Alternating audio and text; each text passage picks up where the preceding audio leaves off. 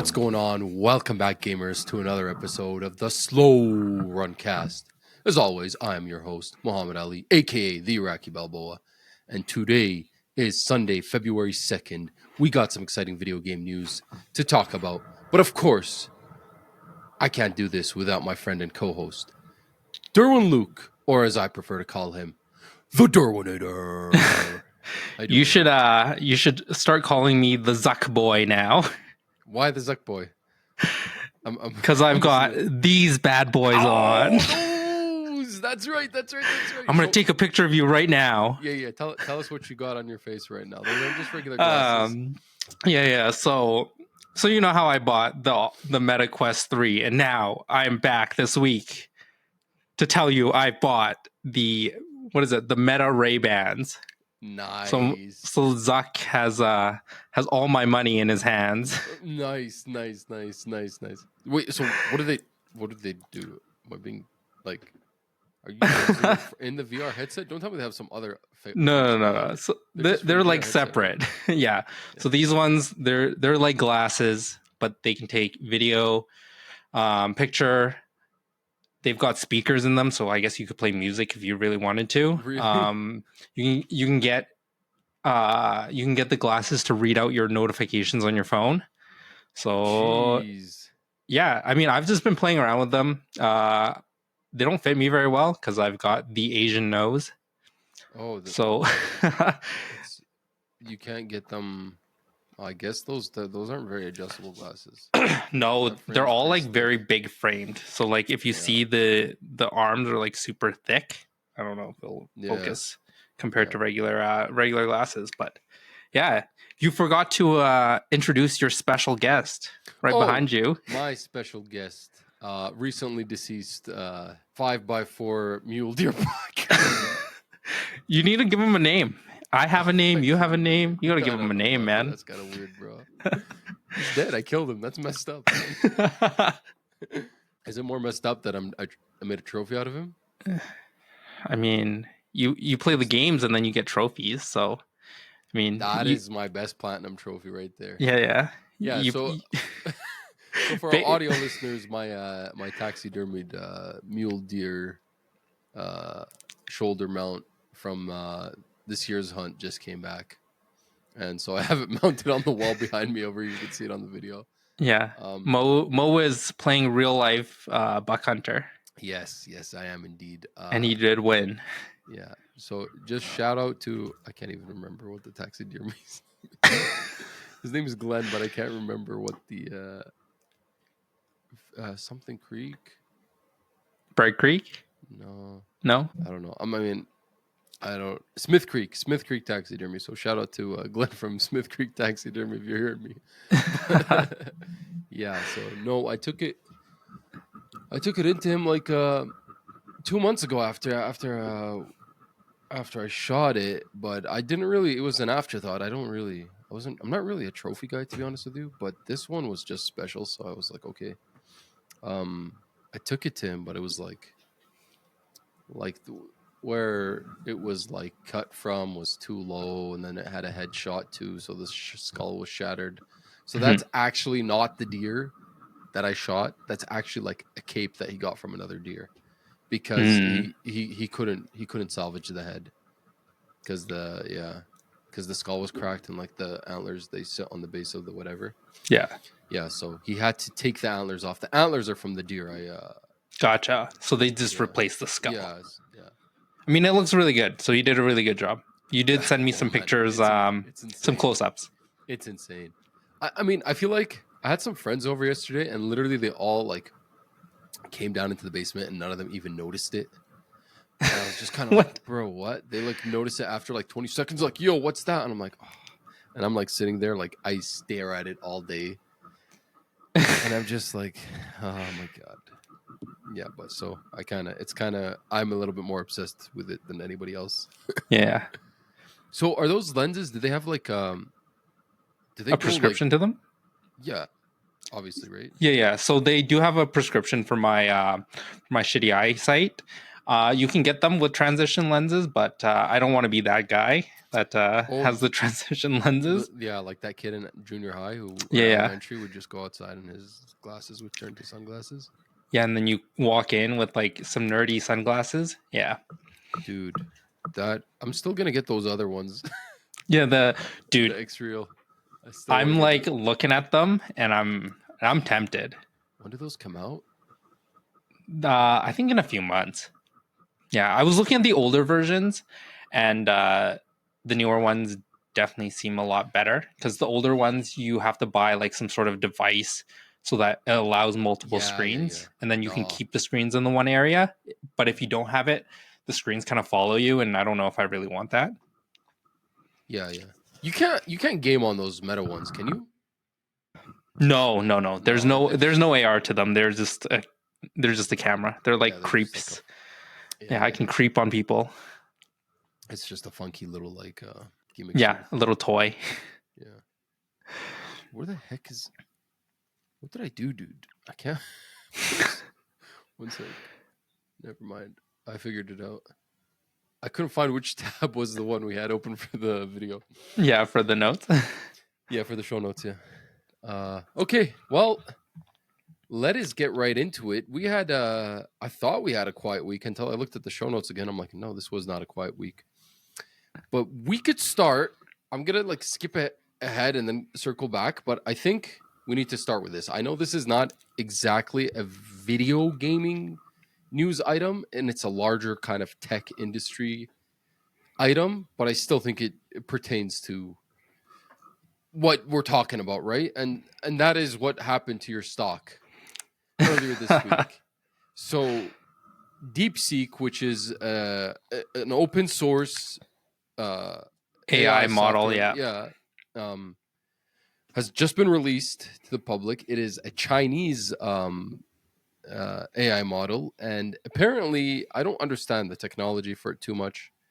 And this is, my own weakness. I don't really know too much about the AI industry, but essentially something about how well it functions and how much it costs them to develop basically shattered the U.S. stock market earlier this week. And reporting from Forbes, Nvidia stock sheds nearly $60 billion. It's the biggest market loss in history. Is it 60 or 6? I thought it was 600. Sorry, 600. It was 600, yeah, not 60. I mean, I see it's conflicting numbers. Bloomberg is reporting 465 billion, but that article might have been like older. And then in general, in regards to AI in the AI market in general, it's 1 trillion. Yeah, because you have to look at all the other tech companies that are in I'm AI. bringing up Nvidia just because it kind of pertains to gaming more than any of the other ones. I know Meta also has their AI and whatnot. Crazy stuff, man. Crazy stuff. I don't know if you have any thoughts about this, but like they did it all without having all the expensive chips from Taiwan. Yeah, so there has been like new news about it. A lot of people are saying that it is actually Nvidia chips that they did end up using. It's just like because Nvidia can't directly sell to China, they somehow smuggled it over, but that's besides the point. And then also people were saying how DeepSeek or whatever modeled or basically took the answers from what ChatGPT or some other US tech companies and used it to train their model. So it's kind of like, a bit skeptical. Yeah. But basically what it is it, from what I understand, is it makes it more efficient because it narrows down basically from this large language model, you're narrowing it down to give you your answers. Yeah, I don't. Yeah, it apparently can run on like a 3070 even, and it's open source. So like people, you don't have to be connected to a server. You can still like use it locally.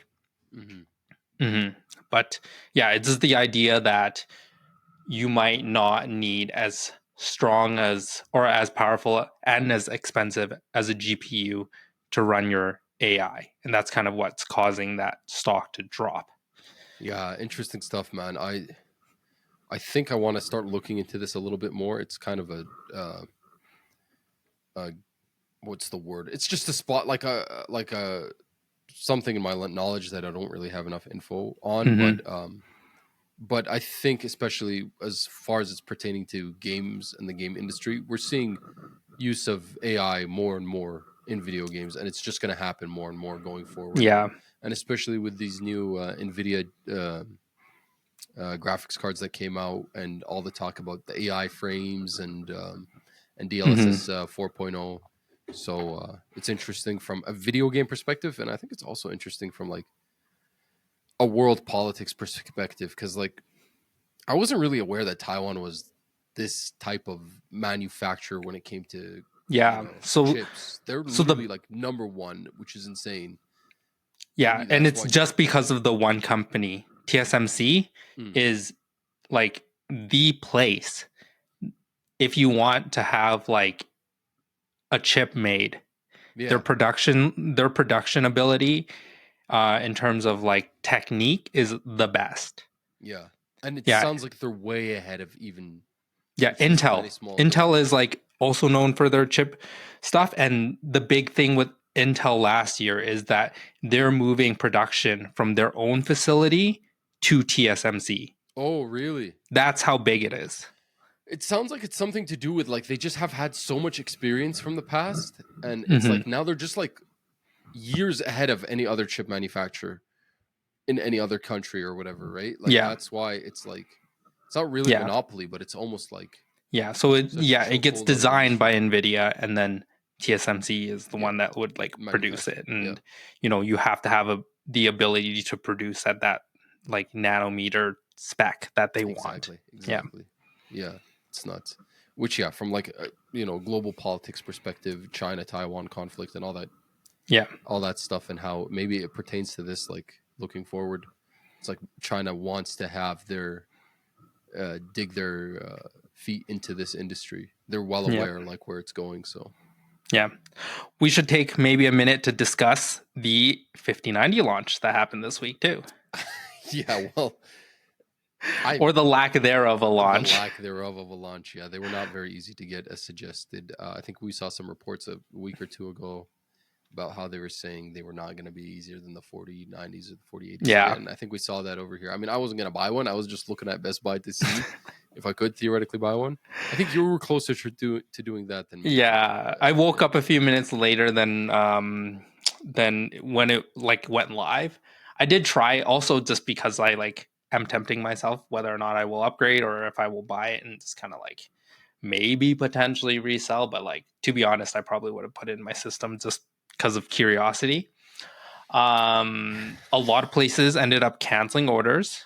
Memory Express did here in Canada. Even I heard Best Buy did some cancellations. And I mean, really, with the announcement of the tariffs, I wonder how expensive these cards might be, or people were speculating that they did the cancellations because when it actually shipped, then the price might go up, and then it just leads to like a lot of potential dissatisfied customers if the pricing changes. Yeah, and that's like for viewers who don't know, Trump is imposing a 25% import tariff on all Canadian products and Mexican goods and Mexican products. Yeah. Well, actually, I don't think this will affect because this is an export from the U.S. to Canada. But I think Trudeau said he was going to retaliate with a 25% there's news about that, but Canada retaliating with a 25% tariff. Yeah, we won't get into it too deep, but that is still all developing. It'll be interesting to see how that will affect the gaming industry and electronics in general. I mean, most of it's probably not produced in the US, but even Nintendo's like even for tariffs, like Nintendo, if he puts tariffs on Japan and stuff like that, if he does worldwide, then I mean, what's a Nintendo Switch going to go for in the US, right? Yeah. So these Nvidia GeForce RTX 5090 going for 2,900 Canadian dollars if you manage to get one. Yeah, that's the founder's pricing too. Yeah. There's the other manufacturers that are pushing, like I think $3,000 plus. Yeah. And the RTX 5080 is going for 1,500 or 1,450. Yeah. And just for context for viewers, the 5080 wasn't a big upgrade. So if you are okay buying a used video card, you might be better off buying a 4080 Super. 4080 or Super, yeah. Yeah, I think the difference in performance is like 8% or something like that. Obviously, it varies from game to game, but we'll see what the hardware updates or the software updates do for those cards too. Because if I'm not mistaken, DLSS 4.0 is going to be coming down to some of the cards. Some of the other ones. Yeah. Some of the older ones. Yeah, maybe not all the features, but some of the features I think will be coming. What's the deal with the 5070s? When do those come out? I think those come out in a few months. Yeah, so I think they're launching the 5080 and the 5090 right now, and then usually in a few months they'll be launching the 5070 and 5070 Ti. Yeah. Man, that Nvidia stock has not bounced back. It was 147 USD last week. It closed at 142 on Friday. Monday, 118 after we had the news over the weekend. Mm-hmm. It bounced back to 128 on Tuesday. That's probably people buying at low thinking it was going to come back up. And then immediately probably panic selling because it dropped down to 120 again by Friday. Yeah, I think that was Friday. Friday was the announcement of whether or not Trump was going to do the tariffs. And I think that was what caused that to drop. Yeah. So we'll see on Monday. Yeah, I'm worried. I'm thinking maybe I should have bought some or converted some money to the USD. I don't know. Well, it's better than what I did. We won't talk about that. Yeah. Not financial advice for anybody. Yeah, well, this podcast has so far not been good financial advice for you on your part. Yeah, I bought this and then I bought that. Buy 3 cameras to only use them for 2 episodes. One day we'll do some more live events. One day we'll be able to we'll tax write off. All right, subscribe, please. Durwin's begging. Yeah, I'm begging you guys. Please. All right. Let's switch over to Xbox. Let's go to Xbox. So we had a lot of Xbox news this week, as always. Seems like. So I mean, I'm gonna just start from the top. Like we had some. We'll circle back to earlier in the week, but yeah, tell me about all the yapping that Phil Spencer did. We'll get to the yapping Phil Spencer did late last week, early this week, but we'll start off by saying Forza Horizon 5 is the next game that's been confirmed directly from the developer to be coming to PS5 at some point in time this year. It's dude, I'm gonna declare it. The console war is officially over. Yeah, I think it's done. The console war is over. Here, I'm reporting from Kotaku. I'm gonna show you some. I'm gonna tell you some tweets that came from some hardcore Xbox fans as they were reacting to this news. From the Twitter post this spring, the Horizon Festival arrives on PS5. Start your adventures with crossplay on all platforms. I can't believe it. They did it, posted one user. Even with all the messaging about multi-platform, I didn't think they'd do it, but they actually really did it. They gave away Forza. Is any of this comparable to that picture I sent you? Yeah, well, no, it's complete meltdown.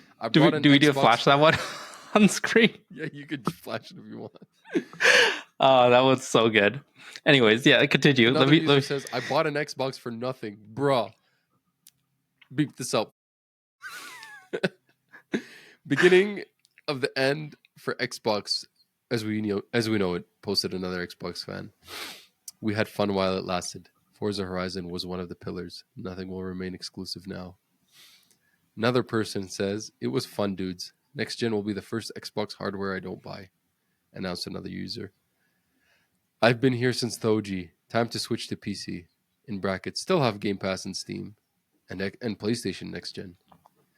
Somebody else posted, I get it. Knew it was still coming. But it's still painful to see it. Lol. Damn. And then another user posted, just canceled Game Pass. over 20 years gaming on Xbox, and I'm just tired of being treated like a second-class citizen. That's a little bit much.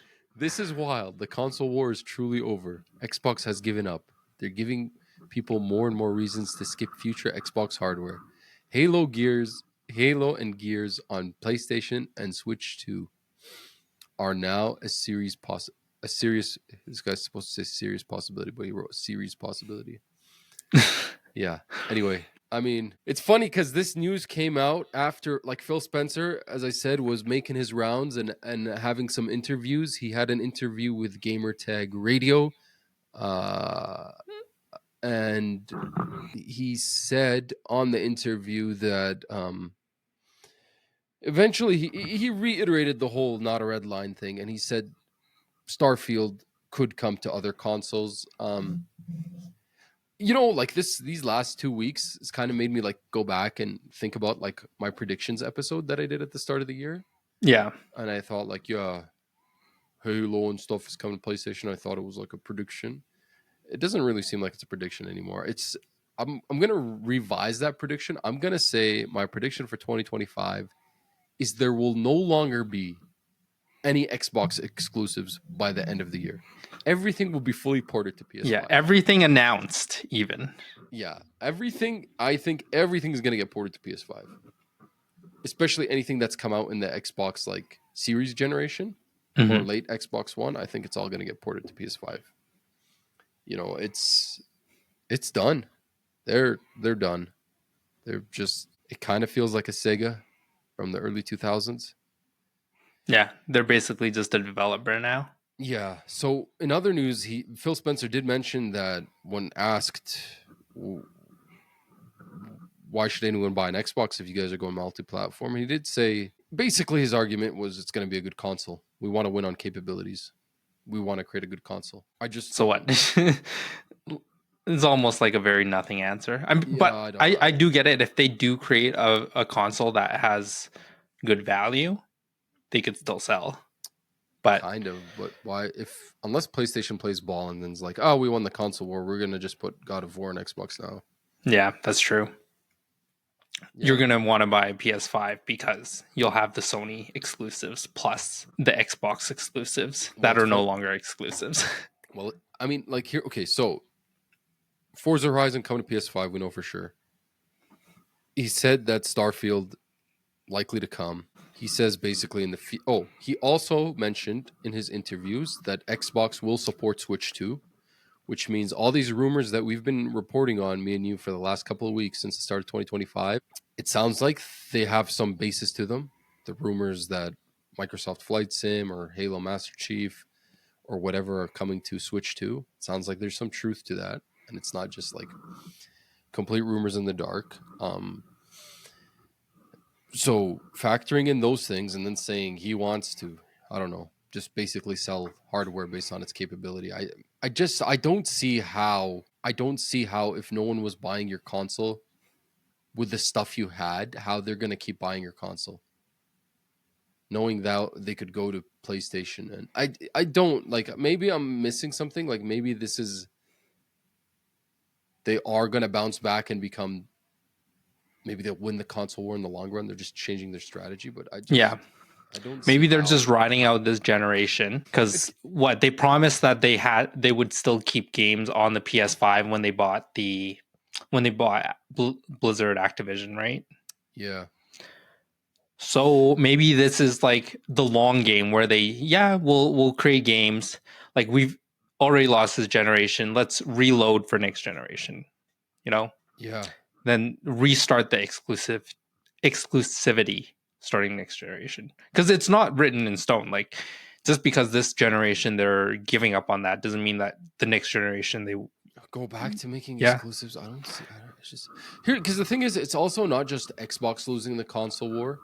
So I kind of want to backtrack. Like, do you remember 2013 E3, the famous how you share your game with your friends and then shoot is on stage giving the freaking game to Adam Boyce? I can't remember his name, right? And then and then that basically like the 360 went from being arguably better than the PS3 at the start of that console generation until the PS3 kind of caught up.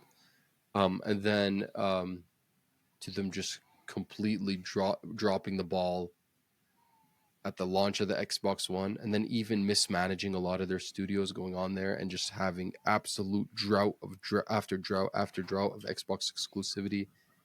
The Xbox One was such a disaster console, and then they tried to like get back in, so they started buying studios, Double Fine, Ninja Theory, smaller studios here and there, and then they ended up doing the big Bethesda purchase, followed by the Activision Blizzard purchase. But which to me would have said, like, now looking at their release schedule now, I think they could have bounced back into this if this all happened like 4 years earlier. Like if at the start of the console generation, 2020, Xbox had enough in the bag to start pushing out these games like we have this year. Like we have Doom, The Dark Ages, May 15, Claire Obscura Expedition 33, South of Midnight, Avowed, all coming out this year. Yeah. Imagine if this was like their launch lineup. This was their launch lineup, right? And then, it would have destroyed PS5. Like there wasn't so. There was like what? There was like 2 or 3 big ones, right? But the first year was pretty scarce. Yeah, like there was Returnal, I think, and there was Deathloop, and Ratchet and Clank was like their 2021 exclusivity, which wasn't bad, but yeah, and then not to mention like they just came off of Microsoft Flight Sim, Stalker 2, and Indiana Jones late last year, so it's been like continuous. It's kind of like I'm kind of curious, like if this all was shifted a little bit earlier, would the outcome would have been different? You know what I mean? Or if Activision Blizzard got purchased faster, or maybe just never got purchased, or if they were allowed to make COD exclusive, you know, versus the FTC, which forced them to. Yeah, I wonder if they what would happen if they didn't purchase Activision Blizzard. I wonder how it would have evolved. You know, how it would have changed. But regardless, it's happened now. They're putting all their games on everything. They're going to support the Switch 2. They're going to put their games on the Switch 2. They're going to put their games on PlayStation. And it seems like the console war is really, truly over. And PlayStation's the last one standing. But I feel like it's kind of bittersweet because it's not like even Sony's a clear victor. It's just like they're the last. Like Sony has its problems. And then there's like bigger, like there's bigger development problems. Like Sony's like chasing after live service. And that failed. And then they're still trying to do these first-party exclusivity deals like Final Fantasy VII Rebirth, and that's not working for the third-party publishers like Square Enix. And Square Enix is basically saying that they're not going to do any more exclusivity with Sony anymore. You know what I mean? Like even after everything, they're like, I feel like they fumbled the ball midway into the cycle with all these stupid live service games that got canceled. And then even their first party exclusivity is not enough to, or third party exclusivity is not enough to, you know, even like then it's like, it's like they're still kind of like fighting, but it's like they're just fighting with themselves now. It's not. So they're just competing with themselves to survive. I wonder, since they're not fighting with the Xbox anymore, I wonder how much longer till they're like, yeah, well, since we don't really need to make this exclusive anymore to get sales, I don't know why we just stop. So it's weird. It's kind of weird. And then like Nintendo just kind of stopped fighting. They just moved on and did their own thing. Like, they're in their own world. Yeah, it's super weird. I mean, like, read these. I got a couple articles here from Video Game Chronicle, but Sean Layden cites Sega as a potential example that Microsoft could follow. So this is a former PlayStation boss, and he's basically saying, yeah, they could succeed like Sega. Which is funny, like for those who don't know, Sega and Nintendo were the console wars back in the 90s. Yeah. And Sega stopped making consoles after the Dreamcast and the Sega Saturn failure first and then the Dreamcast, and they just went multi-platform. So it kind of feels reminiscent of that. And then even the former PlayStation exec, the one who did the handing over the disc with Shuhei Yoshida back in 2013, says there are no victims in Xbox multi-platform era. So you could read both of those opinion pieces, and I think he actually did an interview with Gamertag Radio as well. They're popping off with interviews over there. So yeah, you could read both of those if you're interested. Yeah, and then otherwise, Phil Spencer was also adamant about the Series S compatibility. He didn't say he wanted to drop it. He said, no, it's still going to be a requirement. And it's funny, after that news came out, Baldur's Gate 3 just announced that they finally managed to figure out co-op. Yeah, I did read that article, and I found some of his ideas there to actually resonate. In what way? So he had mentioned the fact that these handhelds are popping off, right? Like these handhelds don't have the same power as an Xbox Series X. Yeah, okay. So the idea that he's making these publishers develop for the S and X is a good thing, because then they'll carry that over to potentially optimizing their games for handheld as well. I could see that. Yeah, I agree. That sounds like it's right, because then if otherwise there's people going to be making games that only optimize for the Series X and then the handheld. Yeah, and then the handheld area is suffering too, right? So for me, who doesn't care about the Series X because I have an X, a Series S because I have an X, like I don't, right? I could skip this whole issue, but for someone who's interested in a future Xbox handheld like myself, I could see that. Like, oh, okay, actually, I do want there to be feature parity with the X, even if it's not running at 120 frames or whatever. It's okay if it's running at, It needs to still be playable on a handheld version, right? Exactly. So yeah, that in particularly really resonated. Yeah, and especially like, it does kind of suck to have features that would be on one console and not another. Correct. Yeah, I can see where he's coming from for that. I guess I agree. That is good philosophy going forward. He also, apparently it came out that it was Phil Spencer's idea to do Team Ninja Platinum Games collab for Ninja Gaiden 4. I'll say that's a win for Phil Spencer. It was the producer says it was Phil Spencer's idea. He approached them and said, "Hey, we want a Ninja Gaiden 4, and we think you should do it with Platinum Games." Yeah, so that's pretty cool. That's pretty cool. That's a really good story to. Yeah. Sticking with Xbox, but on a different kind of news story, MLB The Show 25 is coming as usual in March this year, but it is not coming to Game Pass this year. For those who don't know, there was this big whole controversy 3 years ago where MLB The Show, which is actually a first-party Sony developed game, they're developed by Sony San Mateo or Sony San Diego? No, Sony San Mateo, right? San Diego. I think so. No, be the show. Anyway, it is a first-party Sony. San Diego. Yeah, San Diego. Who develops MLB The Show. And so it was previously a PlayStation exclusive for many years. I actually know one guy. Shout out, he's a listener of the show. Rhett Soderbergh, shout out to Rhett. He was a PlayStation first console guy because he loved MLB The Show, and you couldn't get it anywhere else. Like, you had to be on PlayStation to play MLB The Show. So, but in 2021, news came out that it was going to come to Xbox, and not only come to Xbox, but come to Game Pass day one, which was crazy. I think we got used to it after 2 or 3 years of it happening. 2021 to maybe 3, 4. But this year, it's not coming to Game Pass. And the reason previously was, I think, MLB, like the licensing body or the license holder, forced Sony to put it on more platforms so they could get more sales and make more revenue.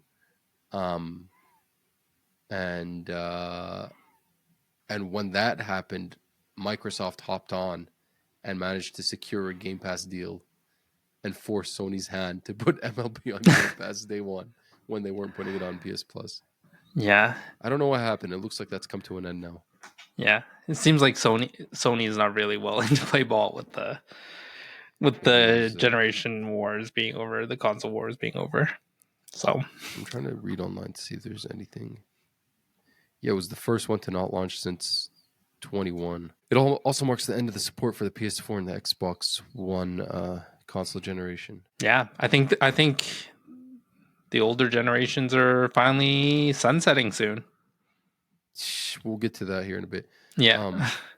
Have you played MLB before? I've never. You should give it a try. It's pretty fun, even if you're not into baseball. Mm. Yeah, pretty polished game. I think it's kind of one of the better sports games release sports games there is. Yeah. Last piece of news coming out from Xbox. I just wanted to touch up on this. Avowed is confirmed to have 60 FPS on launch. The reason why I think this is kind of important because we have seen some first-party Microsoft games come out in the last 2 or 3 years which did not have 60 FPS on release. Most notably Redfall, and which in hindsight didn't really matter, and Starfield. So that's good news that because there was always questions like your guys' first-party studios aren't capable of making games 60 FPS on your home console. And really, the 60 FPS should be the standard. Yeah, it should be the standard now, especially on the Series X, especially with Phil Spencer talking about, like, parity. Okay, moving on to Sony, the winners of the console war. They had some major restructuring this week. So basically, after Jim Ryan left, Shuhei Yoshida was temporarily the CEO again for a little bit, until he now quit Sony altogether, and they had a dual CEO situation going on where Herman Holst was the co-CEO with let's not screw this name up, Hideaki Nishino. And it looks like they've had some internal structure change where sounds like Herman Holst kind of got demoted. Hideaki Tokyo has been promoted to CEO of Sony Corp altogether, and Hideaki Nishino has been promoted to the president and CEO of Sony Interactive Entertainment. And Herman Holst is no longer co-CEO of Sony Interactive Entertainment, but remains CEO of the studio business group. So he's just simply more in charge of the studios, not Sony SIE as a whole. Not really sure what to make of this and how Jim Ryan feels about this. There's not really enough information to delve too deep into it. Yeah. It could be a demotion. It could be we're reading it wrong and just Herman Holst wanted to focus on specific things and they realized this co-CEO thing wasn't working. So they moved Nishino to a different position and Herman kind of stayed in charge of the studios, but Nishino moved up. Or these decisions are usually made like way before. Like they're just not sudden changes, right? Yeah, especially if there's like nothing to spark it. So that's probably just like an optimization or just a refocusing almost. I was reading online that some people were saying this is a demotion for Herman Holst because of the whole live service debacle, but I just want to remind everyone that it wasn't Herman Holst who started this live service thing. It was Jim Ryan before he left, and Herman Holst has not been the CEO for very long at this point. I think he might be less than a year. It would have been March last year. So, yeah, just hold your horses on that. But I will say Herman Holst is probably the reason, because he was the former head of Guerrilla Games. He's probably the reason why the Guerrilla Games live service game is still yet to be canceled when everything else has been, maybe he really believes in that horizon. Yeah. Yes. Yeah. He's the reason why that's staying and everything else has been kind of shuttered. Yeah. And sticking with Sony, they've now come out saying that you no longer need to link your PSN account to play some PSN games. Just flashback for some people who don't know, some of the early PlayStation games that came out to PC, you had to be logged into PSN, even if you're buying it on Steam, playing it through Steam. Yeah. You need to have some kind of account linked to a PlayStation Network account. Yeah. There was a big controversy with Helldivers 2 last year because Helldivers 2 launched without that requirement. And then they added it 4 or 5 months after the game launched. They added it, and basically there's a big backlash from the community. Yeah, because there's some countries that don't have PSN Plus or PSN accounts at all because Sony doesn't even support having a PSN network in that country. So some people were like, "I literally can't play this game," and then the backlash was so severe that they had to backpedal on that requirement, and they took it off again for Helldivers. Then they tried it again for some future games. The Ghost of Horizon Zero Dawn, Horizon Forbidden West, and The Last of Us. The Last of Us, yeah. For these PC ports, they were forcing it again, but it looks like they've backpedaled on it altogether following this Spider-Man 2 PC launch. So that came out this week, and then from what I understand is that if you do link your PS Plus account, you get like bonuses. So like they'll give you like extra skins and stuff like that. That's great. Like, some people just would rather not link it and then still get to play the game. And some people, if you want to choose to link it, you get a cool skin, which is great. Exactly, yeah. About the Spider-Man 2 PC launch, apparently it is the lowest rated on Steam for a PC port that Sony has done. So it sounds like Nixxes didn't do a great job on this. A lot of people are complaining about some performance issues, and even leading to the launch, I was following the Reddit, the subreddit for this, and a lot of people were complaining that we literally do not know any details for this game coming out. Like, is it going to support the ultra wide monitors? Is it going to have HDR? Is it going to have like the uncapped frame rates and all of that stuff? What exactly are the specifications on? I think I did see the trailer though. They did drop a PlayStation trailer for. Yeah, they only released the information literally like 2 days before the launch, and people were like, "Come on!" Like, I think they had like first put out the trailer on like January 20th, and then like nothing until 2 days before launch. 2 days before. I am curious to see what it is on. I think it was 55% was what this news site reported. Mixed, mixed reviews for sure. Interesting. I don't know, man. I mean, we're talking about like Xbox losing the console war, but I mean, Sony's been tinkering with this PC port thing for a while now. Yeah. And it started with this PS5 generation or late PS4 generation. And then my question is like, for how long until it becomes really unreasonable to buy PS5 anyway, and you might as well just go PC. I mean, based on this current port, probably not. Not yet. If they're going to start putting their games day and day on PC and they come out as good as they are on PS5, what happens, right? Which way do we go? Yeah. In other news, they are also kind of veering away from adding PlayStation 4 games on the PS Plus monthly games that you pick up every month. On the that's the base subscription that that will offer this already, right? I think this is very interesting because it goes to show how slow it feels like this console generation has been with regards to like really kicking off. For perspective, we're in 2025. The PS5 came out in 2020. It's been 5 years. Not 5 years. It's been like 4.5, right? Because it came out in November of whatever. So just over 4. But we're past the halfway because if they stick to a 7-year console cycle, like we're half the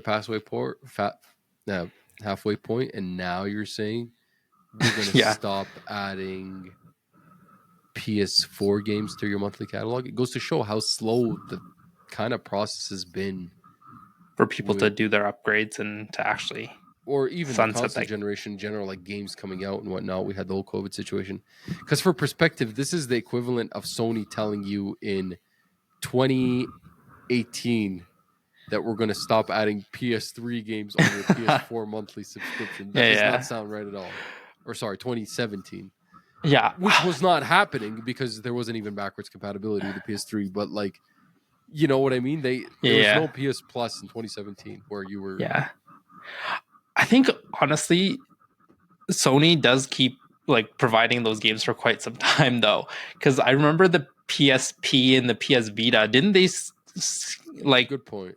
They kept getting games for quite some time before they axed it. On the PS Plus, Yeah. Well, we'll see what they're going to start offering. Like, are they going to now, like, some of those OG games that came out, now we're going to start getting, like, Miles Morales or whatever for monthly game, or Start getting for Demon PS5. Souls. Yeah, Demon Souls remake as a monthly game, or Returnal. You know, some of those early PS5 Yeah, games. but man, will that cannibalize their higher tier? I guess like you probably would have played it already if you know. Because their middle tier, they have those games on their middle tier, right? Mm-hmm. Or do they axe their base tier and just make it so that you get only online play? I really like that base tier, man.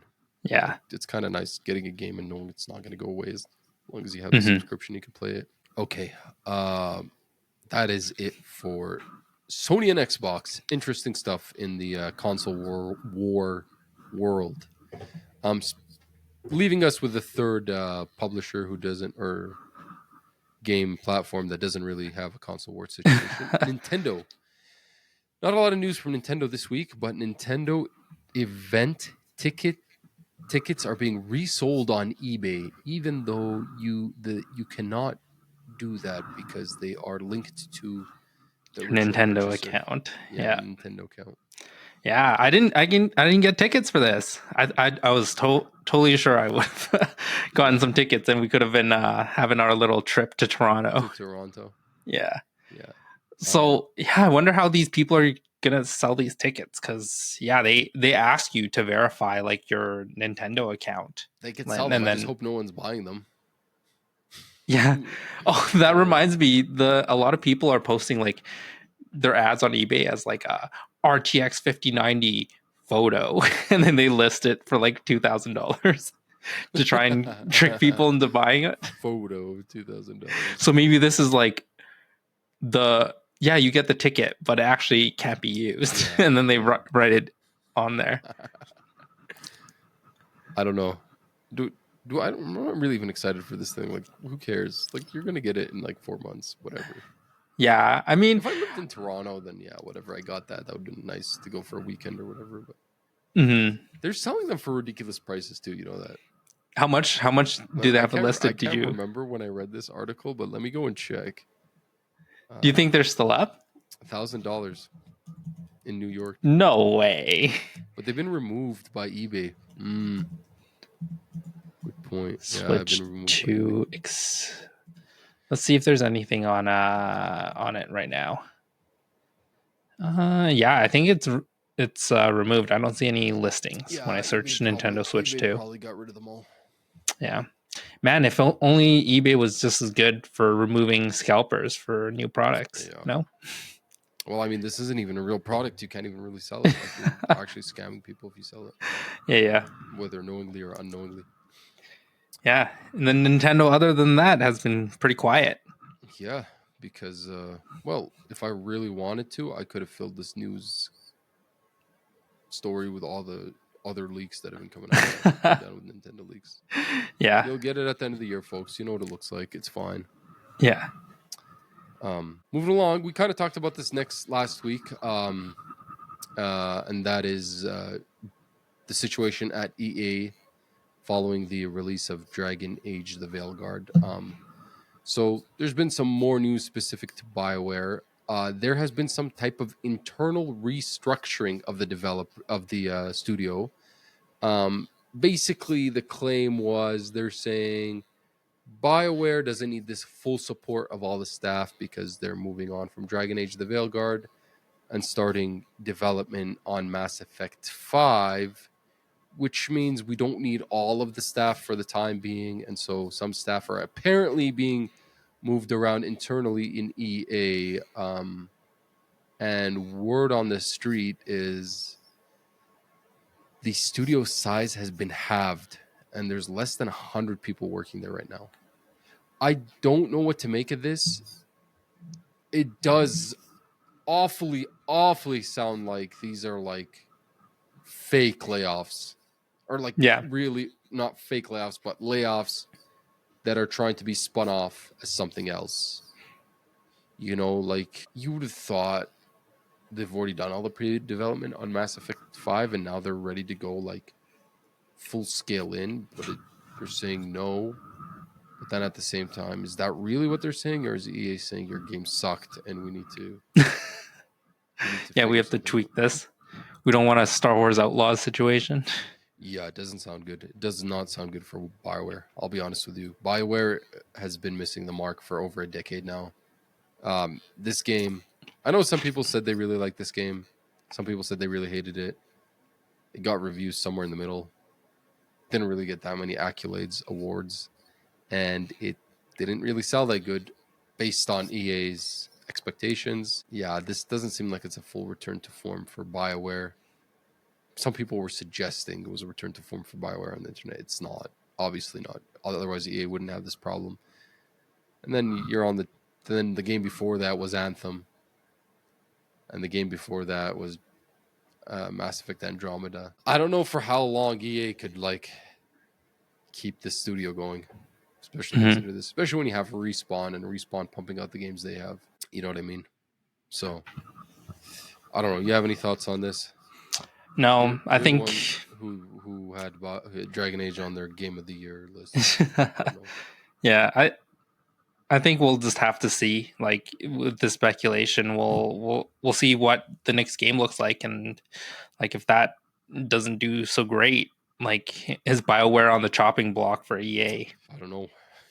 Mass Effect 5 better be good, even though it's probably years away now. But yeah, better be good. All right, switching gears to other things that's dead. Oh yeah, another thing that is dead. Well, BioWare isn't dead, but could potentially die. Yeah. Multiverses is dead. Yes. Multiverses Season 5 will be its last season, and after which the game will be shut down in May. In May. I think it is. There's going to be some specifics about how you can keep playing offline if you want to play offline or play against AI, but it's no more. It's another live service flop. For those who don't know, Multiverses actually came out in 2022 in early access. It had very good reviews that year. A lot of people played it. A lot of people enjoyed it. It actually won Fighting Game of the Year at the Game Awards. And then Warner Brothers decided to take the game offline for whatever reason after its early access. So instead of going into 1.0 after a period of early access, they decided to just take the game off and work on it before bringing it back online. They brought it back online this year. At that point, it's kind of like the hype is over. People have moved on. Yeah. They burned people too. Like people bought the Battle Pass or whatever pass. Founders Pack or something for $100. And some people bought it twice. Yeah. And they got burned. Yeah. So, like, geez. No word about refunds either. Yeah. I mean, can they afford to do a refund? They probably could, but like they already lost a lot of money on Multiverses. This is unfortunate. This seemed like it was a very good game. Very when I played it, I thought it was decent, but this one seemed like it's a live service shutdown, not because of lost interest as much as because of poor decisions on behalf of the publisher. With taking it offline, bringing it back online, it kind of just killed the momentum. Yeah. So, there's another game that's suffering real hard too. Well, there's another game, the question mark, it's not dead, but is it going to die? Another live service game, and that is Overwatch 2. And the reason I say this is because Overwatch's player count has dropped by 39% since the launch of Marvel's Rivals. Marvel Rivals. You can't say Marvel Rivals. I was waiting for you to make that mistake. I had it ready. Marvel Rivals. I can't say it. Marvel Rivals. So, whoever hasn't heard any of the previous episodes, I've been saying Marvel Rivals incorrectly. I've been calling it Marvel's Rivals, like with a apostrophe S. And in my defense, the reason is every other Marvel game on ever actually says Marvel's apostrophe S, like in their title and then the name. The Spider-Man games are Marvel's Spider-Man, Marvel's Spider-Man Miles Morales, Marvel's Spider-Man 2. Guardians of the Galaxy game, same thing. I can't think of whatever Marvel games we've had off the top of my head, like Lego Marvels and all that kind of stuff. But Guardians of the Galaxy. Yeah, Guardians of the Galaxy. Yeah, the Blade game coming out. Yeah, but for whatever reason, Marvel Rivals is just Marvel Rivals. So I'm saying it wrong the whole time. But yeah, Overwatch has already had a bunch of problems before Marvel Rivals came out. So yeah, you know what I mean? They already weren't doing very great with that whole Overwatch 2 debacle, switching from Overwatch 1 for no apparent reason. It seems like because they didn't even do the PvE stuff. But, you know, we'll see what happens. We'll see if it dies. One more thing that's dying. That's the theme. That's the theme of today. Yeah, just death. Well, it already seems like we already knew this, but some actual data has come out showing it's really happening. And U.S. physical game spending has been halved since 2021, like just this console generation. Mm-hmm. Between 2021 and now, yeah, half. It is on a crazy decline.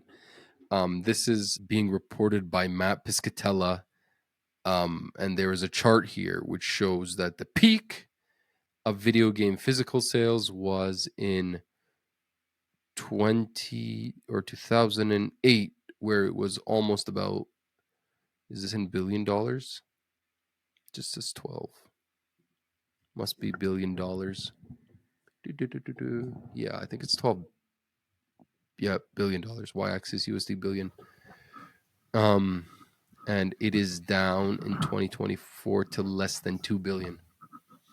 And since 2021, it was at about 4 billion. So half. This is not good for me. This is for the person who likes steel books and art books and physical media and nice libraries on shelves. It's not going my way. Yeah. Nope. They can sell you the steel case. Yeah. And with no code inside.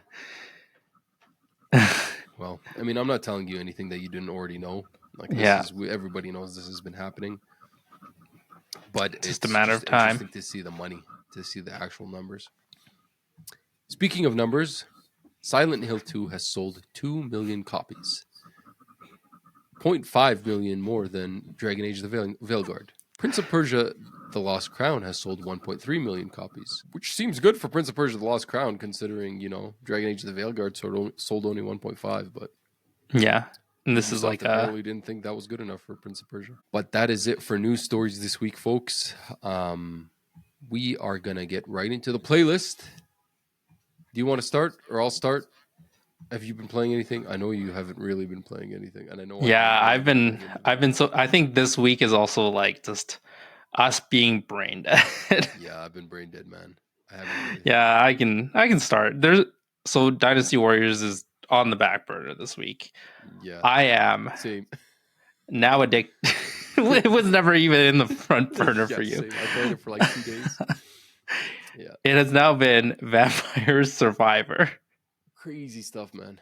We're back in 2022, man. Yeah, I'm right back in there. Did you not play Vampire Survivor? No, I didn't. Yeah. Okay. I just I don't know what happened. I was this whole week just been like, I can't turn on it. I can't turn on the game and just focus. Like, I just want something completely brain dead. It popped up on my phone on the Play Store. I was like, sure. Like, I've never played it. I've heard good things. I'll just download it. It's free. Yeah, so I now I'm like pretty addicted. I go for like the full 20-30 minute run. So like, yeah, I've done a few of them. So yeah, I was telling you I could never get into Vampire Survivors. I tried. I could never get past the 30-minute mark on the first level, and I just would get frustrated. Well, it ends at 30 minutes. Like yeah. Oh, you never got to it. Yeah, I never got to the 30 minutes. And it would feel like you just I don't know. It never clicked with me, Vampire Survivors. Mm-hmm. Yeah. Well, it's free, so like if you're bored and you want something, free on mobile now?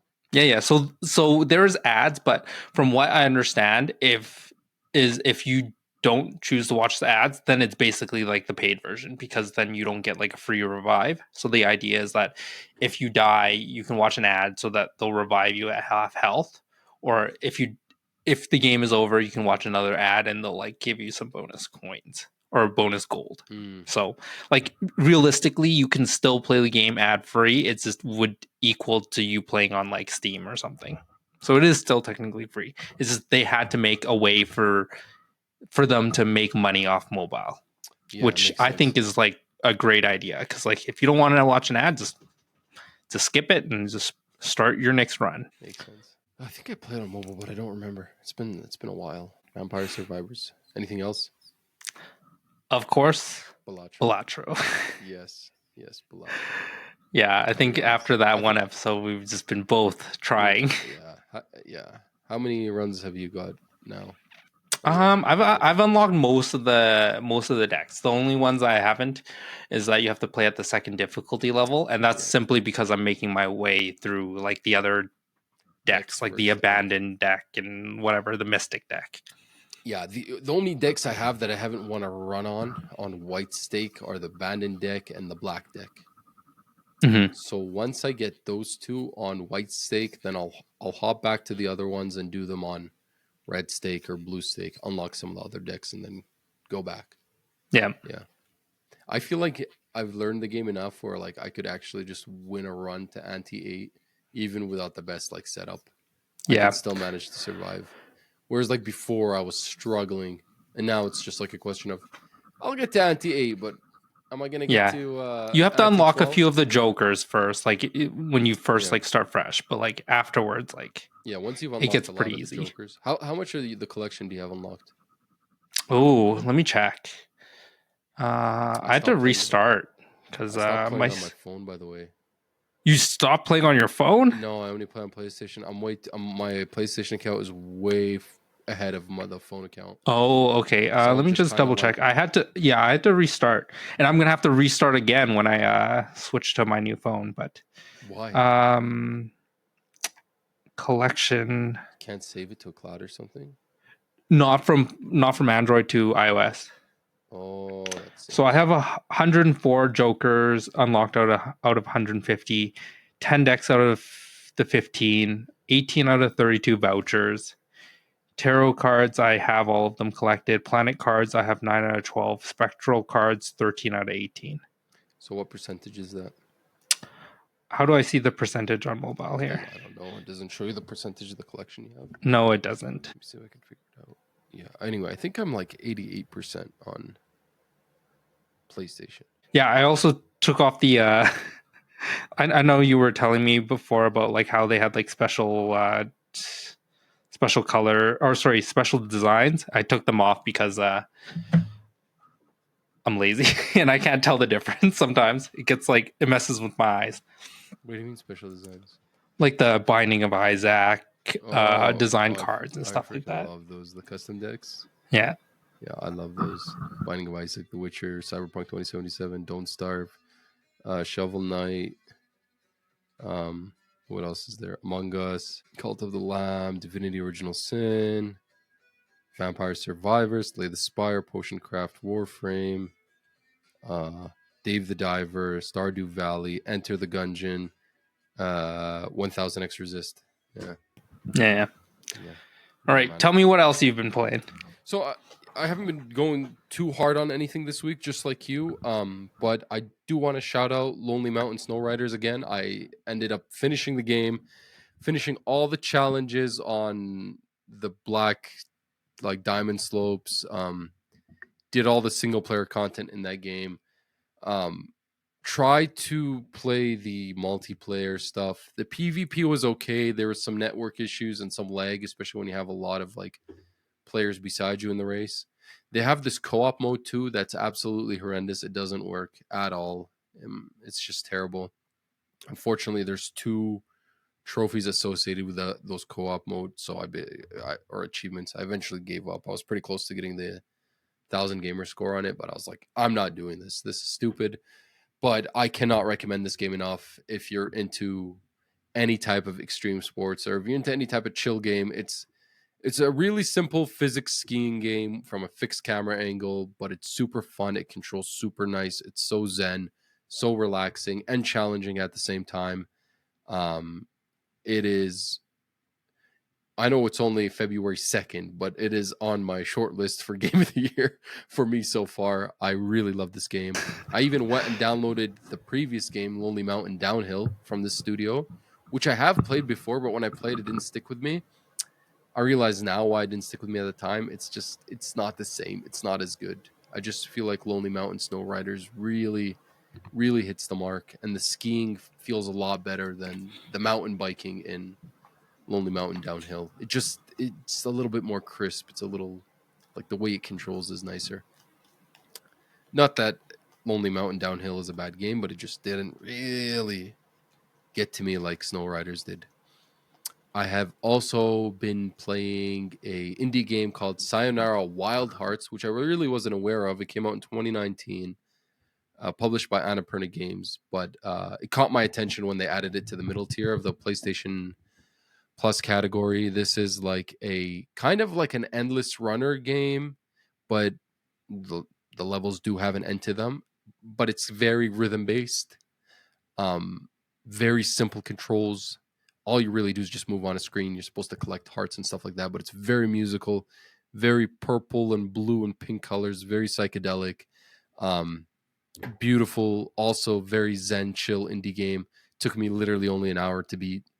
If you do want to do all the challenges on like gold difficulty, it'll take you some more time, but beginning to end took like an hour. That's wonderful game as well. I recommend if you have on the middle tier PS Plus subscription. I believe that's extra. Otherwise, I did try Citizen Sleeper 1 and 2. Citizen Sleeper 2 just released 2 days ago, day one on Game Pass. Another indie game, of course, but Citizen Sleeper 1 had a lot of praise when it came out 2 years ago. So I really wanted to try it and try Citizen Sleeper 2. Unfortunately, I'm afraid to report for anyone. I doubt any listeners were even paying attention to this game, as far as wherever we're reaching. But I couldn't do it for more than 20 minutes. Neither game. They're very much a cyberpunk-esque tabletop RPG, really for all. Like it's really heavy text based. It's a lot of decision making on a screen, a lot of rolling dice, but there's no real gameplay or combat or cutscenes or actual controls. Like you're just reading text on a screen, making decisions, rolling dice, a lot of like management stuff. I could not do it. There's a lot of words on the screen, and at the end of the day, I do enough reading, so I really didn't. Unfortunately, it couldn't catch my attention enough to actually try and give like a proper review for the podcast. Same goes with a game called Eternal Strands. Also just came out day one on Game Pass. Third-person action adventure game. I've been hearing mixed reviews about it. I could not do it either.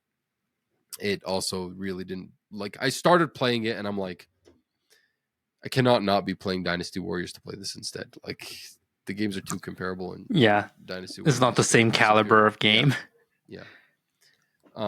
One more game that I've been playing on Game Pass just came out day one as well is Sniper Elite Resistance. It launched on the 30th of January. This is a Sniper Elite game. It takes place in World War II. I'll leave this to maybe next week to talk about it some more because I have only played 2 missions. I started it with my brother-in-law. So hopefully maybe by next week we've played some more. This one we're going to stick with. We'll see what it feels like. Maybe I'll do like a final review after it comes out. Or after we've played through the campaign at least. So far it's fun. I wouldn't say it's anything revolutionary, mind-blowing, but it's kind of like a fun playground stealth game where you're in a level, in a setting where you're supposed to do certain objectives, and then you're kind of given the ability to do a different way, doing different tools. There's stealth aspects. If you go loud, people are going to hear you. They're going to come after you, right? Yeah. That's kind of it. One more game I really want to shout out is I tried UFC 5 on Game Pass. I mean, UFC is UFC, but I do want to mention that Dana White is in the game as a playable character. What? Yes, Dana White is a playable character in the game. I was actually kind of shocked. This game is actually very hard to learn. I've been told that it kind of controls like Tekken, like how each limb has a button, and then there's modifiers to change different things. And then the ground game is just completely, it's just non-intuitive. I don't blame them. I'm not going to say they don't know what they're doing because I haven't played any other UFC games.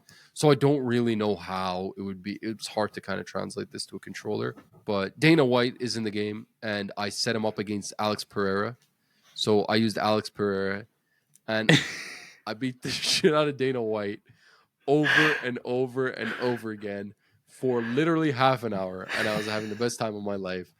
And he has like no blocking, but he has an insane chin in the game. And I literally just kept high kicking him in the face with Alex Pereira over and over and over again.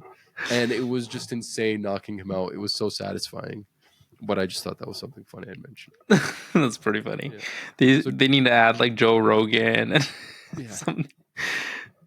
some weird characters. Might be fun. So yeah, all I did was spend this last week trying games, not actually not actually playing games. Not actually playing them. Yeah, I've been tired, so I usually just get on and I'm like, I got like half an hour. Let me just give this a try. It's good for the podcast. Sayonara Wild Hearts was a pleasant surprise. And Lonely Mountain Snow Riders, right? Mm-hmm. That is it for me this week. Anything else? Have you been watching anything? I've watched Moana too. Fun. Yeah, it's it's a kids movie. I had it in like the background. I've been meaning to watch Severance, but I haven't had a chance to. Yeah, it's season 2, right? Yeah, I haven't watched season 1 yet, so. Yeah, I haven't either. And then I watched another A24 movie. I think it was We Live in Time. That one's with Andrew Garfield and Florence Pugh. Florence Pugh? Pugh? Yeah, I don't know. That one, yeah. That one came out last year, yeah. I didn't know it was A24. Yeah, she had another nudity scene on there. She's done a few that have a few nudity scenes. A nudity scene? Technically, the Black Widow movie doesn't have a nudity scene. She's in it.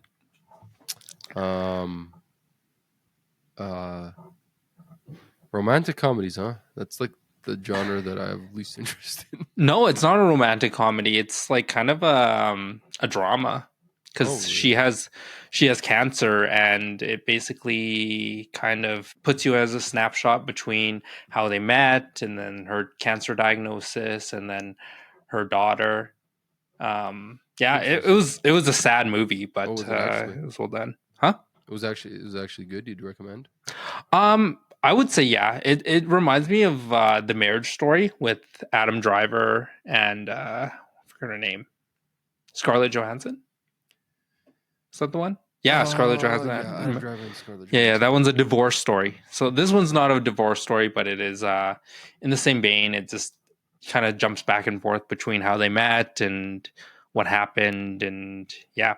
It is a sad movie, and I actually really enjoyed it. That is, what was it called again? We Live in Time. We Live in Time. Yeah, Andrew Garfield. Andrew Garfield and Florence Pugh. What last name is that? She's Scottish? I don't know. I've never actually looked her up. English actress from Oxford. It's pronounced Pugh, right? I think so. Yeah. I mean, let's not take my word for how to pronounce things. I think it is actually. Like I'm looking here on Wikipedia, and that's what it says. Yeah. Yeah. Have you watched anything else? Not really, man. Nothing on my radar here. I've been meaning to watch Outlander, but me and my wife haven't had a chance. Me and my wife are like big Outlander fans. We're like been watching the show as it's been coming out. It's on like season 7 now, I think. So yeah. I think the new like season just dropped earlier this year. Yeah, well, there's 2 episodes out. Or no, sorry. Yeah, no, it's been coming out incrementally since last year, November. Yeah, weekly episodes since last year, November.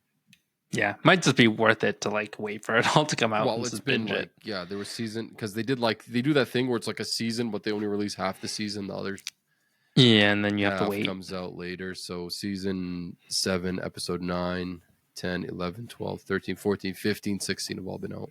I think it actually is done. Yeah, I think that they're all out now. 16, yeah, that makes sense. Mm-hmm. So probably hop on. I still haven't watched The Penguin. Ugh, so much stuff, man. Well, when you have 2 kids. Dude, what else? I actually had like a list of stuff I was like gonna watch over the Christmas break. Didn't watch any of them. All I watched was Nosferatu. Yeah, I mean, I usually just catch like whatever comes up on Prime almost, and then like Netflix. I don't really subscribe to anything anymore. Yeah, you just kind of rent it when it comes out. Yeah, or subscribe for a short period of time, then and just cancel. Yeah. I was gonna watch 100 Years of Solitude. That's on Netflix, and 100 Years of Solitude is my favorite novel of all time. So when I saw this, I was kind of excited. What is that about? It's about a novel written by Gabriel Garcia Marquez. I don't know how to pronounce it in Spanish. Who is a Colombian author. It's a very interesting kind of multi-generational story. Yeah, it is. It's kind of a magic realism of this town that's gets kind of founded in an undisclosed Latin American kind of country, and and then there's just like an overworld happening with political intrigue and discourse and civil war, but then also the story of this family over the course of multi generations. I really love this book. It's amazing, incredible. I think it even won a Nobel Prize in Literature back in the day. Mm-hmm. When was it written? It was written in '67 in Argentina. Even though I think he's Colombian. Yeah, he's Colombian. Yeah, but no, Netflix apparently made a show. There was a Disney show that was loosely based on this story. It's called, what was that Disney show called? The one with the Latinos in it. Oh, the show or the movie? The movie. That one is we don't like. It's the song. It's the guy, or the song is like, we don't talk about Bruno, right? Like the. Is it that one? Encanto. No? Encanto, yes. Yeah, Encanto is loosely based on 100 Years of Solitude. Yeah. So they have a Netflix show. I heard it was good. Also, I haven't watched Squid Game season 2. I don't know if that was any good. I enjoyed it. You might as well wait for season 3 though. Like, I feel like season 2 and 3 were supposed to be like put together. I was gonna watch Rings of Power season 2, but I don't know if I really care about that. Yeah, I heard not great things about it. Yeah, season 1. And I didn't. Great. Yeah. It was okay, season 1. Yeah, I think they just need to stick with movies for like Lord of the Rings. Personally, I just find it hard to watch. The season 1 show, it got better later on, but in the beginning it was a drag. It was forced to watch. Anyway, that's it. Wow, man, we did it in less than an hour and a half. Let's go. We speed runners now. Speed run cast, baby. All right, man. It was nice chatting with you as always. Thanks for joining us, listeners. We would love it if you subscribed and liked or rang the bell on our Spotify feed so you could get notifications as soon as the episode drops. Same with YouTube and same with Apple Music at The Slow Run Cast. And if you could follow us on Instagram at The Slow Run Cast. I'm going to try and post some more on the account. I still have to hijack it from my wife. Yeah. Instead of like she's fired it on my story and then like I'll just, Thanks for joining us as always, and we'll look forward to chatting with you next week. Keep on gaming.